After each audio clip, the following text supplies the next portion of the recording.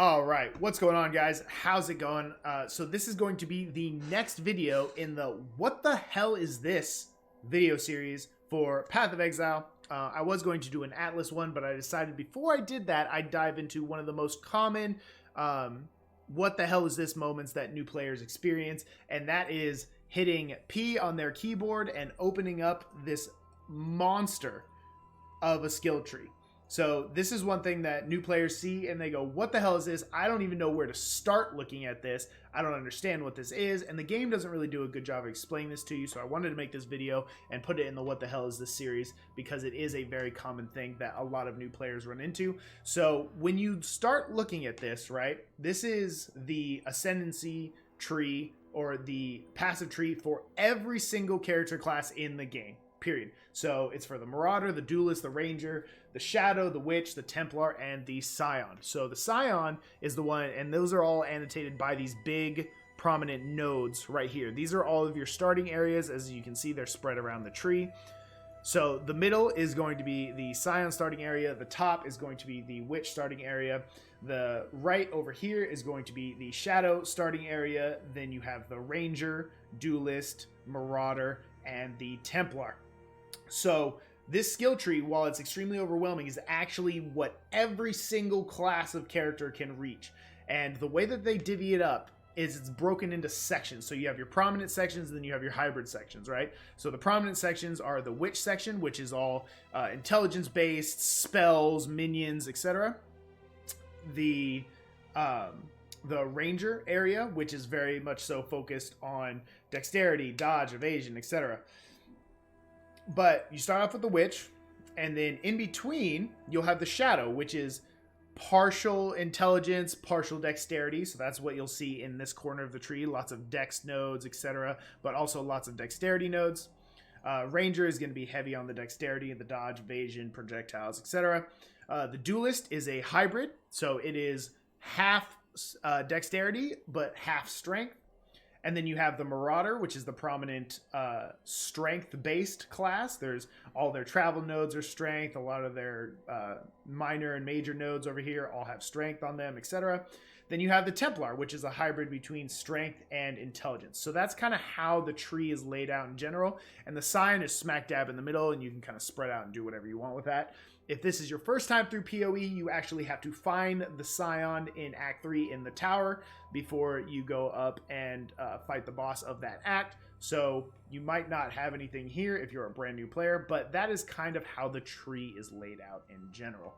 So if I start up here as a Witch, I'll actually have to come and path all the way down to get to stuff down here, and vice versa. So that's kind of how the PoE skill tree is laid out. Now, the only thing that you have to do is have one node connected to the starting area, and every node needs to be connected. So, for instance, I can't just go out and be like, oh, well, I want this node, without taking the previous nodes beforehand. So they all have to be pathed to actually take those nodes. So that's how the skill tree works. Now, each one is different, and one cool thing about the skill tree, if you're like, well, how do I know, if I want to play a bow character, how do I know where are all the projectile nodes? There's actually a search functionality up here, and all you have to do is type projectile, and they will be highlighted in flash, so you can go in and kind of figure out how you want to build your character. So that is a functionality of the passive tree that a lot of people don't use to its full effect, especially as a new player. That exists, and it can make your life exponentially easier, because knowing where every single node on the tree that you might want is not reasonable, especially for a new player. I don't even know that, and I have about 10,000 hours in playing this game, and I still use this. So that is how. So when you log into the game for the first time, you'll create a character. The character that you create will just start at a different portion on the skill tree. That's it. It doesn't need to be more complicated than that. That's how you select it, and that's what determines where you start. So I would recommend picking a character you like and then finding a skill that plays into that character's strengths. So you'll only have a certain amount of skill points to path around the tree. So for instance, this character is pretty much built out. I'm level 92. And you only have a finite number of skills. And you'll go back and remap and do that kind of stuff as you kind of progress your character. But that is the general skill tree and how to kind of look at it. So don't look at it as like, oh my god, this is one thing.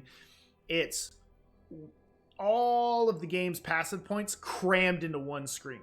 So if you're a Marauder, focus on this corner, which is a much more reasonable amount of skill points and stuff to use. If you're a Ranger, you can focus on this corner, which is a much more reasonable amount of information to digest. So when you look at this, don't be alarmed. It's not as complicated as it seems to be.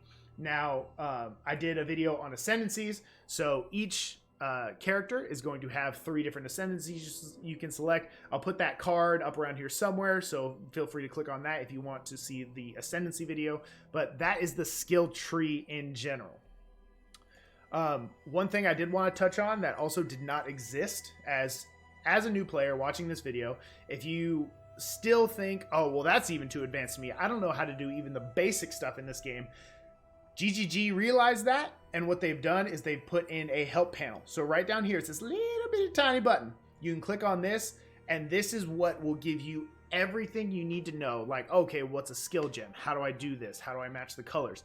It will tell you, and they even embedded videos into it to teach you the ins and outs of like, okay, well, red gem goes in red socket. Why is that relevant? Why would I want to? What links are? Everything. So if you have, as a new player coming into the game, you're going to look at that passive tree. It's going to blow your mind. You're going to go, I don't even know where to start. This is where you start. Open up this help screen. It'll prompt you throughout the game as you introduce new things. Do not turn off tutorials if you're a brand new player. They really have put a lot of work into developing these for the new players. So use these. They're awesome. It even has a little spot that kind of explains the passive tree in more minute little in and out details, what your passives are, what your notables and your keystones are. So that is pretty much it for this video, guys. This is going to be a really short one, but I did want to do a what the hell is this video series for the skill tree specifically, just because I know it's a lot. It is really ridiculous. Every time you level, you'll get a skill node, and you just level 1, level 2, level 3, 4, 5, 6, 7, 8, etc., until you reach the end game, and it just kind of continues along that path. You can use Orbs of Regret, which are dropped currency that you'll find throughout the game, in order to respec these points. So you can reset some of your passive trees. You only get this reset all passives when your character is migrated or they make big changes. GGG does realize, hey, we're constantly changing this skill tree. It's constantly evolving. It's not going to be the same every single time. So we want to make sure that the people who have invested in their characters can rebuild them with the changes that we make. So that's it for the passive tree, guys. Where you start, we kind of touched on what characters are, how to look at it, where to start, what the different areas of the trees kind of focus on, and hopefully this was helpful. Again, this is meant to be for new players. If you guys want more advanced stuff, I do have full build guides where I go into concepts and special and deep dive into individual character builds. Those are going to be around here somewhere. So hope you guys enjoyed. I'm going to be doing the Atlas video next, so hopefully you guys will stick around for that video coming up. And thanks so much for watching again, guys. I really want to make these videos so new players jumping into the game can have a better understanding of what they're looking at, how to look at it, etc. Because PoE is very complicated, but it's an amazing game, and I want to make sure that new players in the community have an outlet and an access to ask questions and pose things to people in a cool and welcoming environment. And I hope you guys enjoyed this. Thanks so much for watching, and I will see you guys in the next video.